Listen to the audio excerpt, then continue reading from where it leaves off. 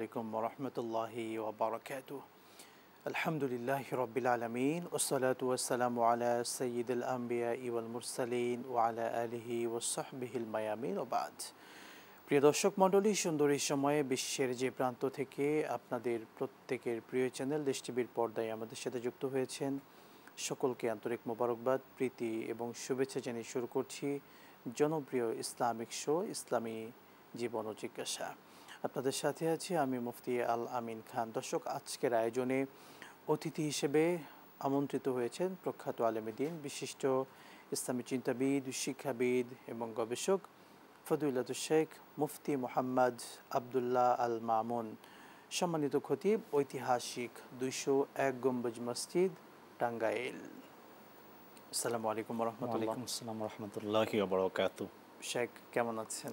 আলহামদুলিল্লাহ, ভালো আছি। আপনাকে আন্তরিক অভিনন্দন আমাদের আজকের সুন্দর আয়োজনে। আপনাকে অসংখ্য ধন্যবাদ আমাকে আমন্ত্রণ করার জন্য। শুকরিয়া। প্রিয় দর্শক মণ্ডলী, আমরা আজকে কথা বলতে চাই একজন ইমামের কী কী দায়িত্ব এবং কর্তব্য রয়েছে। ইমাম, আমরা যাদের পেছনে সালাত আদায় করি, একই সঙ্গে ইমাম হচ্ছেন যিনি আমাদের নেতা, রাষ্ট্র যাকে নেতা হিসেবে গ্রহণ করেছে, যিনি প্রধান, তিনিও কিন্তু ইমাম। তো একজন ইমামের কি কি দায়িত্ব রয়েছে, ইসলামকে শিক্ষা দিয়েছে, শরিয়া কি শিক্ষা দিয়েছে, এই বিষয়গুলো আমাদের জানা একান্ত জরুরি। চলুন আমাদের সম্মানিত অতিথির কাছ থেকে সে বিষয়গুলো জানব। শেখ, ইমাম, আমরা এই শব্দটিকে খুব সম্মান এবং আদবের সঙ্গে নেওয়ার চেষ্টা করি। একজন ইমাম কাদেরকে বুঝি? ইমাম বলতে মূলত আমরা সমাজে আমাদের পরিবেশ কাদেরকে বোঝাই? আলহামদুলিল্লাহ, ইমাম এ প্রসঙ্গে আল্লাহ রাব্বুল আলামিন পবিত্র কোরআন শরীফে সূরা বাকারা 2 নম্বর পারা 124 নম্বর আয়াতের মধ্যে আল্লাহ রাব্বুল আলামিন বলছেন, ওয়াইদ ইবতালা ইব্রাহিম রাব্বুহু বিকালিমাতিন ফাআতাম্মাহুন ক্বালা ইন্নী জাইলুকা লিন-নাস ইমামা। আল্লাহ তাআলা বলছেন, আর স্মরণ করুন ওই সময়কে যখন আমি ইব্রাহিম আলাইহিস সালামকে কিছু কথার মাধ্যমে পরীক্ষা করলাম, আর তিনি পরীক্ষায় উত্তীর্ণ হলেন। তখন আমি তাকে পুরস্কার স্বরূপ তাকে আমি বললাম, আমি তোমাকে মানুষের জাতির ইমাম, নেতা বানাবো। আমরা এক্ষেত্রে আমরা ইমাম বলতে আমরা নেতাকেই বুঝি। এখন ইমাম এটা কয়েক প্রকার হতে পারে। একটি হচ্ছে আমরা সাধারণত যারা 5 ওয়াক্ত নামাজ পড়ান তাদেরকে আমরা ইমাম মনে করি। ইমাম শব্দটিকে আরবি নাকি আমরা স্বাভাবিক বাংলায় ব্যবহার করি, কোনটা মূলত? ইমাম শব্দটি আরবি, কিন্তু এটি আমরা বাংলাতেও আমরা ইমাম ব্যবহার করি। অনুরূপভাবে যিনি নবী সাল্লাল্লাহু আলাইহি ওয়াসাল্লামের প্রতিনিধি হয়ে রাষ্ট্র পরিচালনার প্রধান দায়িত্ব পালন করবেন, রাষ্ট্রপ্রধান হবেন, তাকেও ইমাম বলা হয়। অনুরূপভাবে যিনি ধর্মীয় নেতা অথবা যিনি কোরআন হাদিসের অগাধ জ্ঞানের অধিকারী, আমরা তাদেরকেও ইমাম বলি। যেমন ইমাম আবু হানিফা, ইমাম বুখারী, তারা যেহেতু ইমাম আবু হানিফা ফিকহ শাস্ত্রের অগাধ জ্ঞানের অধিকারী ছিলেন, আর ইমাম বুখারী হাদিস শাস্ত্রের অগাধ জ্ঞানের অধিকারী ছিলেন, আমরা তাদেরকে ইমাম বলি। তো ইমাম শব্দটি এক কথায় যিনি নেতা, যিনি অনুসরণীয় ব্যক্তি, ইনি রাষ্ট্রপ্রধান হতে পারেন, অথবা ইনি ধর্মীয় পণ্ডিত হতে পারেন, অথবা ইনি আমাদের যিনি 5 ওয়াক্ত নামাজ পড়ান তাদেরকে ইমাম হিসেবে আমরা সমাজে আমরা ব্যবহার করে থাকি শব্দটিকে। অনেক শুকরিয়া। ইমাম বলতে কাদেরকে বুঝি আমরা আশা করি বুঝতে পেরেছি। ইমামের দায়িত্ব কি? একজন ইমাম তিনি মসজিদে যারা সালাত আদায় করান, শুধু কি তার দায়িত্ব নামাজ পড়ানোই? আমাদের সমাজ যেটা গ্রহণ করেছে, ইমামদেরকে শুধুই ডাকে পানি পড়ার জন্য, বাসায় দোয়ার জন্য, শুধু মসজিদে নামাজ পড়ানোর জন্য। ইসলাম কি বলছে? আমি আমার দর্শক শ্রোতা মণ্ডলীকে বলবো যে আমরা বুঝি ইমাম মানে যিনি নামাজ পড়াবেন, যিনি পানি পড়া দিবেন, একটু ঝাড়ফুঁক করবেন। আসলে এই বিষয়টি এমন নয়, বরং ইসলামে যে ব্যক্তি সবচেয়ে বেশি সম্মানিত তাকে ইমাম বলা হয়। এই রাষ্ট্রপ্রধান যিনি, তাকেও ইসলামে ইমাম বলা হয়েছে। যেমন আল্লাহ রাব্বুল আলামিন পবিত্র কোরআন শরীফের মধ্যে বলছেন, আল্লাযীনা মাক্কান্নাহুম ফিল আরদি আকামুস সালাতা ওয়া আতাউজ যাকাতা ওয়া আমারু বিল মারুফি ওয়া নাহাউ আনিল মুনকার। আল্লাহ রাব্বুল আলামিন যিনি রাষ্ট্রপ্রধান তাকে ইমাম হিসাবে ঘোষণা করেছেন। আর কোনো ব্যক্তি যখন রাষ্ট্রের প্রধান দায়িত্ব পালন করবেন তখন তিনি ইমাম 2 প্রকার, ইমামতে কুবরা, ইমামতে সুগরা। অর্থাৎ যিনি রাষ্ট্রপ্রধান তিনি বড় ইমাম, আর যখন একজন ব্যক্তি বড় ইমাম হবেন তার প্রধান দায়িত্ব 4টি।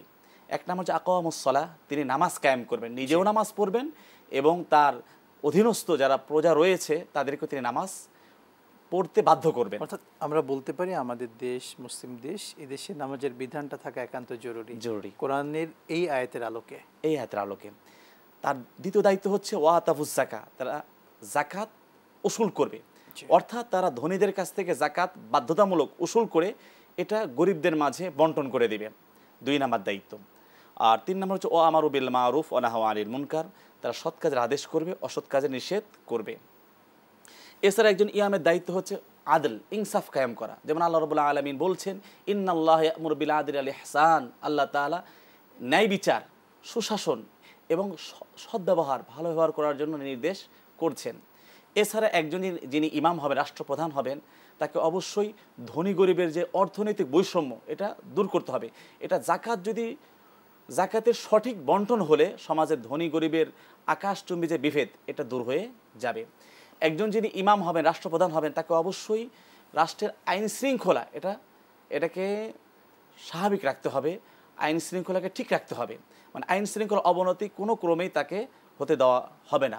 একজন যিনি ইমাম হবেন তাকে অবশ্যই এই দুর্বৃত্ত যারা আছে এদেরকেও তাকে দমন করতে হবে। এবং সবচেয়ে বড় দায়িত্ব হচ্ছে একজন যিনি ইমাম হবেন তিনি সৎ কাজের আদেশ করবেন, অসৎ কাজের নিষেধ করবেন। আপনি যে আয়াতে কারিমা তেলাওয়াত করেছেন 4টি মূলনীতি, আমরা যদি দর্শকদেরকে এক কথায় বলি, আল্লাহ রাব্বুল আলামিন যে 4টি মূলনীতি দিয়েছেন, নামাজ প্রতিষ্ঠা করতে হবে সমাজে, এই নামাজ সমাজকে অটোমেটিক সুন্দর রাখবে, প্রথম কথা। এবং নামাজ কিন্তু অন্যায় থেকে বাঁচিয়ে রাখবে সমাজকে। সেকেন্ড যে বিষয়টি আপনি বললেন যাকাতের ব্যাপারটি, অর্থাৎ যাকাত আদায় করার দ্বারা সমাজের মধ্যে একটা অর্থনৈতিক ভারসাম্য সেটা কিন্তু তৈরি হয়ে যাবে। ধনী এবং গরিবের মধ্যে যে ভেদাভেদিটা দূর হবে, অর্থাৎ গরিবরাও শান্তিতে বসবাস করতে পারবে, তখন কিন্তু তারা চুরি করবে না, ছিনতাই করবে না, চাঁদাবাজির দিকে ঝুঁকে যাবে না, অর্থাৎ এই কালচারগুলো কিন্তু বন্ধ হয়ে যাবে। আল্লাহ তাআলা এরপরেও আরও 3 নম্বর যে শক্তভাবে বললেন, তিনি সৎ কাজ, অর্থাৎ দেশের মধ্যে যিনি ইমাম হবেন তার দায়িত্ব শুধু ভালো কথা, ভালো কাজ, ভালো বলতে আমরা যেটাকে বুঝি ভালোটা থাকবে, কোনো খারাপটা থাকবে না। এবং 4 নম্বর যেটি, কোনো খারাপ অর্থাৎ অন্যায় কাজ থাকতে পারবে না। ইমাম এই 4টি বিষয় সমাজে প্রতিষ্ঠিত করবেন। আপনার কথার কিন্তু সারমর্ম এটি ছিল। অনেক শুকরিয়া, আপনি ইমামের দায়িত্ব নিয়ে বলছিলেন, আরও শুনবো আমরা অনলাইনে আমাদের দর্শক অনেকজন প্রশ্ন রেখেছেন। রফিকুল ইসলাম নামে একজন জানতে চেয়েছেন, আমাদের পাশের বাড়িতে বিয়ের 53 দিন পরে সেই স্ত্রী, বিয়ে হওয়ার 53 দিন পরে সেই স্ত্রী তার কনসেপ্ট করেছে, অর্থাৎ সে বাচ্চা, তার সন্তান হয়েছে। এখন বিয়ের 53 দিন পরে সন্তান হওয়া বিষয়টি অস্বাভাবিক ব্যাপার। পরবর্তীতে মেয়েকে জিজ্ঞাসা করা হয়েছে যে তুমি কারণ কি, সে পরবর্তীতে বলেছে যে আমি একটা অন্য ছেলের সঙ্গে জিনায় লিপ্ত ছিলাম। কিন্তু সেই ছেলে সেটা স্বীকারও করছে না যে না আমি এটা করি নাই, কিন্তু সে বাচ্চাটাও কিন্তু আবার মারা গিয়েছে। সেই মেয়ের বর্তমান যে বিয়েটা হয়েছে সেই বিয়েটা টিকবে কিনা, বা সে ফ্যামিলিও তো এখন তাকে রাখতে চাচ্ছে না। ইসলাম কি বলছে? এক্ষেত্রে ইসলামের বিধান হচ্ছে যে যেহেতু এখানে কোনো সাক্ষ্য প্রমাণ নেই সে যে ব্যভিচার করেছে, ব্যভিচার করলে শাস্তি তখনই প্রয়োগ করা যাবে যদি 4 জন স্বচক্ষে দেখে বা কোনো সাক্ষ্য প্রমাণ থাকে, তাহলেই জিনার বা ব্যভিচারের অপরাধে তাকে শাস্তি প্রয়োগ করা। যেহেতু এখানে সাক্ষ্য প্রমাণ নেই, এই হিসাবে তাকে শাস্তি প্রয়োগ করা যাবে না। তবে সে আল্লাহর কাছে কি করবে? তওবা করবে। তওবা করার পরে যদি তওবা করলে তো আল্লাহ রাব্বুল আলামিন সকল গুনাহে মাফ ইল্লা মান তাবা ওয়া আমানা ওয়া আমিলা আমালান সালিহান ফাউলাইকা ইউবাদদিলুল্লাহু সাইয়্যাতিহিম হাসানাত। আল্লাহ তাআলা তওবা করলে গুনাহ মাফ করে দেন। তখন যদি চায় যে সে তার স্বামীর সঙ্গে ঘর সংসার করবে তাহলে করতে পারবে। আর একান্তই যদি তার স্বামী তাকে তালাক দিয়ে দেয়, তাহলে সমাজের কর্তব্য হবে, সমাজের লোকদের কর্তব্য হবে এই মহিলাটিকে কোনো সুপাত্রের হাতে মানে পুনরায় তাকে বিবাহ পাত্রস্থ করা। তবে এই কারণে যেহেতু সাক্ষ্য প্রমাণ নেই, তাকে মানে ভৎসনা করা, তার নামে দুর্নাম রটানো কিন্তু শেখ, যদি ব্যাপারটি প্রমাণিত হয়, এখন তো বর্তমান বিজ্ঞান তো অনেক সুন্দর, অর্থাৎ যে কোনো বিষয় বের করা যায় ডিএনএর মাধ্যমে, কিন্তু খুবই সহজভাবে বের করা যাচ্ছে যে আসলে বাচ্চার প্রকৃত বাবা কে। এটা কিন্তু যদি বের করা যায়, সেক্ষেত্রে সে শাস্তির যোগ্য হবে কিনা? হ্যাঁ, যদি সাক্ষ্য প্রমাণ দ্বারা প্রমাণিত হয়, জি, তাহলে অবশ্যই তাকে শাস্তির আওতাধীন নিয়ে আসতে হবে। সেই সাথে এটিও বলবেন, আমাদের সমাজের এই কালচারটি প্রচুর দেখা যাচ্ছে, ফ্রি মিক্সিংয়ের নামে যারা যুবক যুবতী আছে, কিশোর কিশোরী অবাধ মেলামেশা করছে, এবং এটার কারণে অবৈধভাবে সন্তান জন্মগ্রহণ করছে এবং বহু পরিবার কিন্তু ধ্বংস হচ্ছে। একটু বলবেন যদি সে বিষয়টি।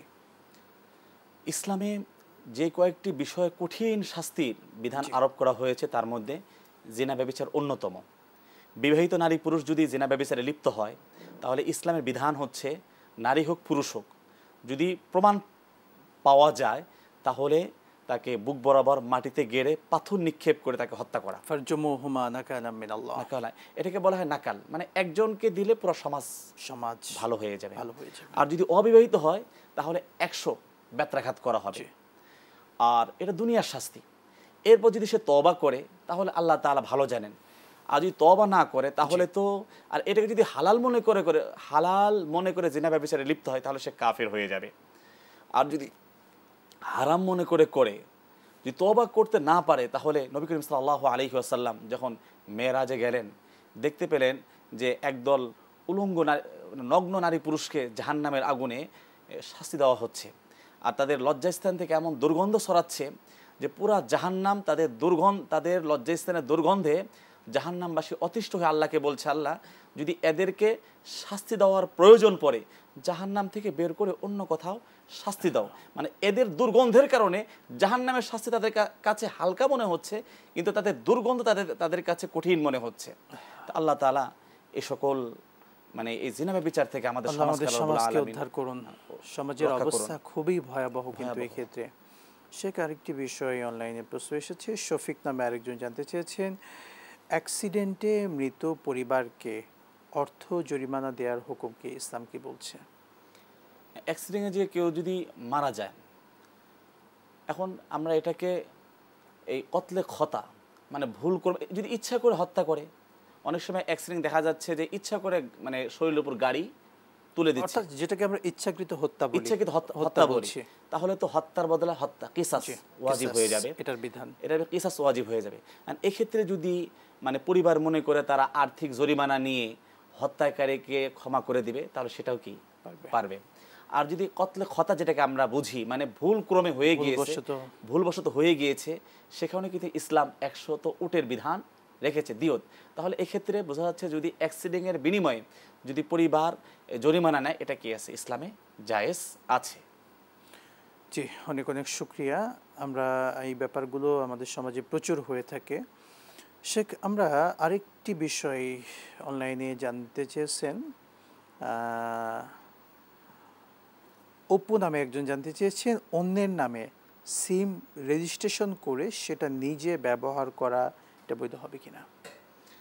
অন্যের নামে সিম রেজিস্ট্রেশন করে যদি নিজে ব্যবহার করে, এটা নিয়তের উপর নির্ভর করবে। যদি এমন হয় যে তার আইডি কার্ড নেই বা সিম সে সংগ্রহ করতে পারছে না, তার বিশেষ প্রয়োজনে তার অনুমতি সাপেক্ষে, আর এটা দ্বারা যদি তার কোনো অন্যায় বা অপরাধ করার কোনো ইচ্ছা না থাকে, যদি সদ্ভাবে ব্যবহার করে, তাহলে এটা কি জায়েজ হবে, জায়েজ আছে। আর যদি সে তার ইচ্ছা করলে সে নিজে সিম তুলতে পারবে, এরপরেও সে অন্যের আইডি কার্ডে সিম তুলে সে এই উদ্দেশ্যেই সে সিম প্রতারণা বা ধোঁকার উদ্দেশ্যে যদি ব্যবহার করে, তাহলে এটা কি হবে না, মানে কোনো ক্রমেই জায়েজ হবে না, বরং এটা গুনার কারণ হবে। অনেক অনেক শুকরিয়া শেখ। আমরা শুনবো বিরতির পরে আপনার থেকে আবারও। দর্শক মণ্ডলী, এই সুন্দর আয়োজনে এই পর্যায়ে নিচ্ছি ছোট্ট বিরতি, সঙ্গেই থাকুন, আবারও ফিরছি ইনশাআল্লাহ।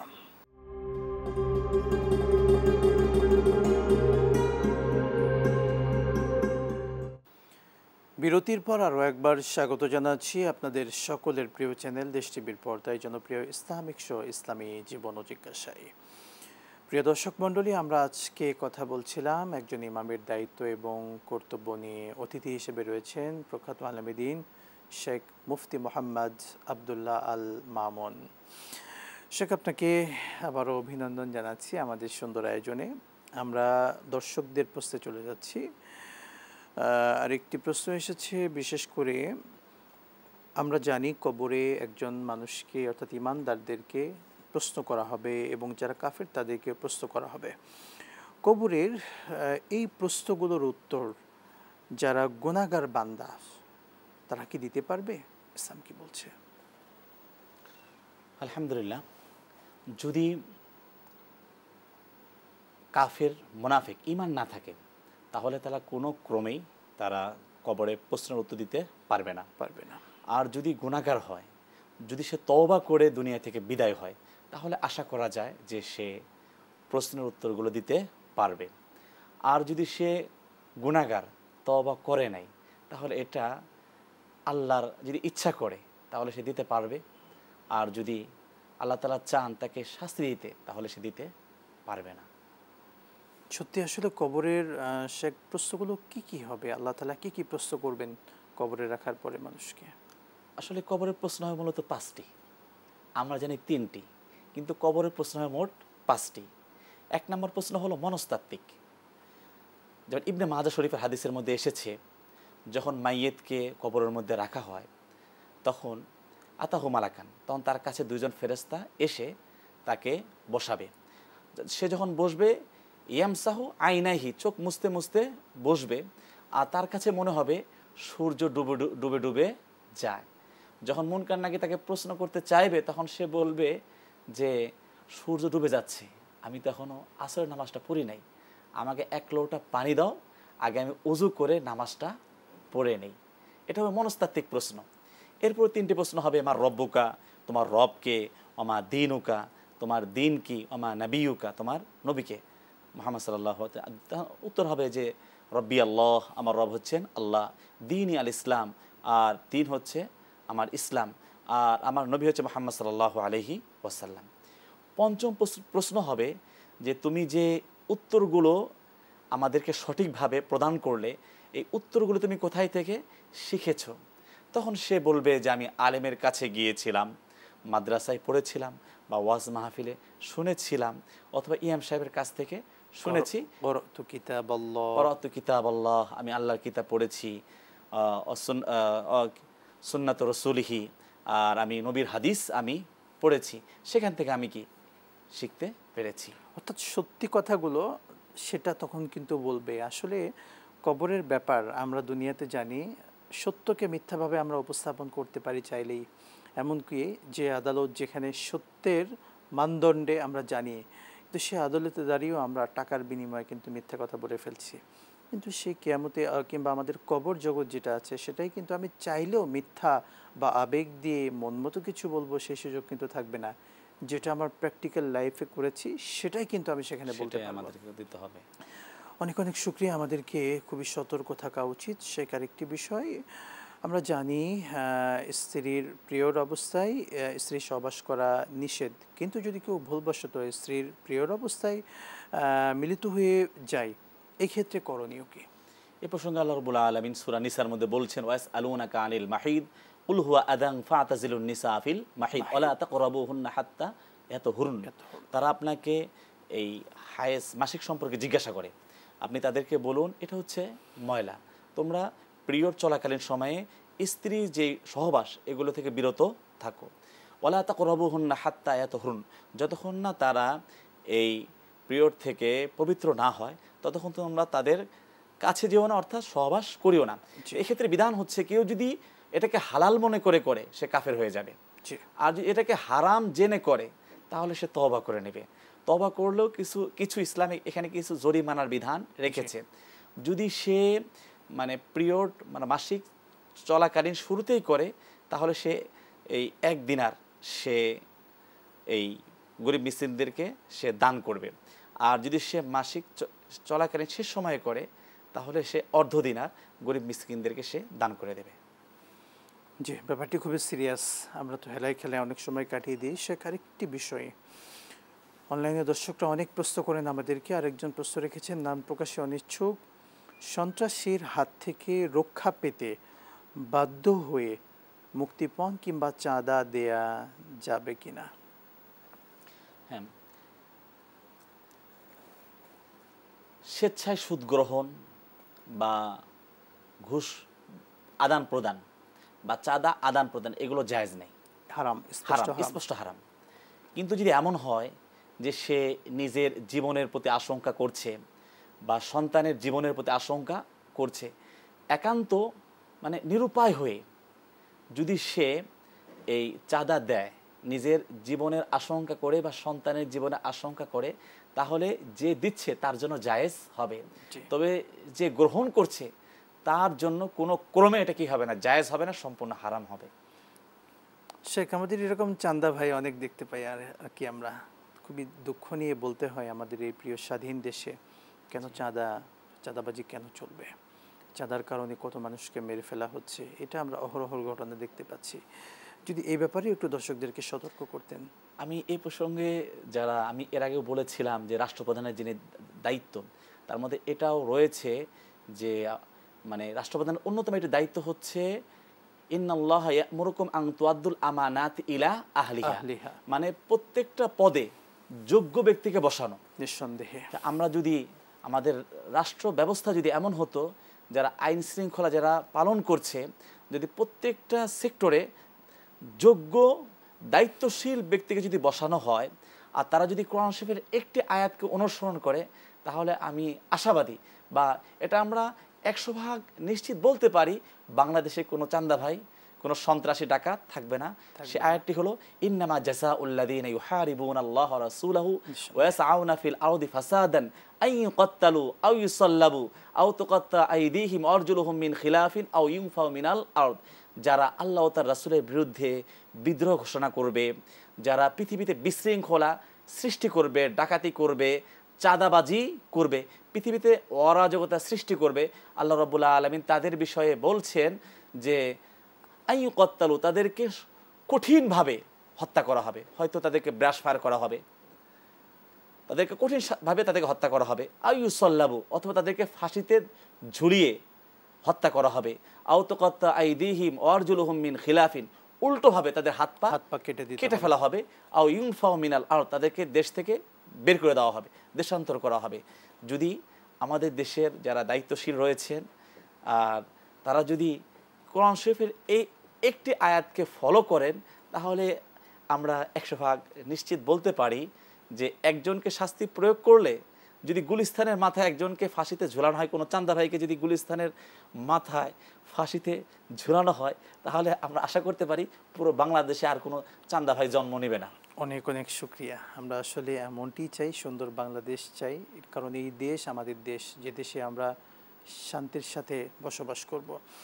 শেখ, সবশেষ আপনি ইমামদের দায়িত্ব নিয়ে দর্শকদেরকে একটু খুবই সংক্ষেপে বলুন। আর যিনি আমাদের নামাজের ইমাম হবেন, তার তো প্রধান দায়িত্ব হচ্ছে 5 ওয়াক্ত নামাজ তিনি সঠিক সময়ে সঠিক নিয়মে তিনি হচ্ছে এই পড়াবেন, মুসল্লিদেরকে নিয়ে সঠিক সময়ে সঠিক পদ্ধতিতে নামাজটা পড়িয়ে দিবেন। এছাড়াও যিনি ইমাম হবেন তাকে অবশ্যই কোরআন সুন্নাহর পরিপূর্ণ অনুসরণ করতে হবে। কেননা হাদিস শরীফে এসেছে, বুখারী শরীফের হাদিস, যে আন্নাসু ইসাল্লুনা লিমান কামা ফিহিম, মানুষ তার অনুসরণে নামাজ পড়বে যিনি তাদের ইমামতি করছেন। এছাড়াও অপর একটা হাদিসের মধ্যে এসেছে ইন্নামা জুইলাল ইমামু লিউতাম্মা বি, মানে ইমাম এই জন্যই নির্ধারণ করা হয় যাতে করে মানুষ তার অনুসরণ করে। জি শেখ, আমরা অনেকগুলো তথ্য আপনার থেকে পেয়েছি, অসংখ্য ধন্যবাদ আপনাকে। ইনশাআল্লাহ আবারও কখনো দেখা হবে। দর্শক মণ্ডলী, আমরা এই সুন্দর আয়োজন থেকে আজকের মতো বিদায় নিচ্ছি। আল্লাহ সুবহানাহু ওয়া তাআলা আমাদের প্রিয় দেশকে শান্তিময় দেশ বানিয়ে দিন। আল্লাহুম্মা আমিন। আসসালামু আলাইকুম ওয়া রাহমাতুল্লাহি ওয়া বারাকাতুহু।